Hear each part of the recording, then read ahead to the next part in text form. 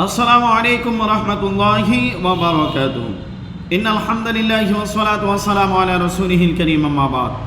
সম্মানিত বন্ধুগণ, দূরের এবং কাছের যারা আমাকে দেখছেন সকলকে আন্তরিক মোবারকবাদ। আশা করি সকলে সুস্থ আছেন। আলহামদুলিল্লাহ, আমিও সুস্থ আছি।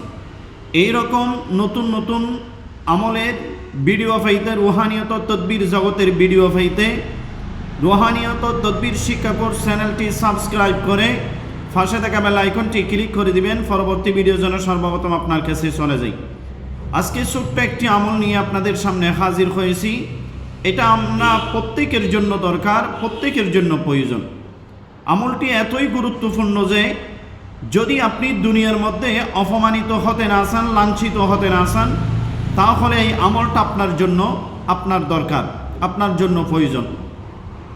যদি আপনি দুনিয়ার মধ্যে সম্মানিত হতে চান, এমনকি আল্লাহর কাছে যদি সম্মানিত হতে চান, শুধুমাত্র আল্লাহর সিফতি একটি নাম আপনি দৈনিক 1000 বার তেলাওয়াত করবেন।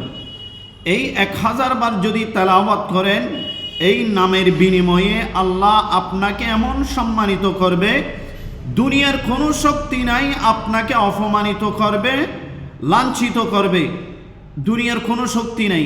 নামটি হলো ইয়া যাল জালালি ওয়াল ইকরাম, ইয়া যাল জালালি ওয়াল ইকরাম।